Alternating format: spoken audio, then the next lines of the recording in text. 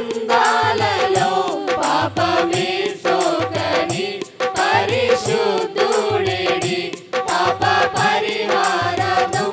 శిలువ మరణమొంది తిరిగి లేచినట్టి దైవ నరుడెవ్వరు నీలా పరిశుద్ధ దేవుడెవ్వరున్నారయ్యా నీవేగా చాలిన దేవుడవు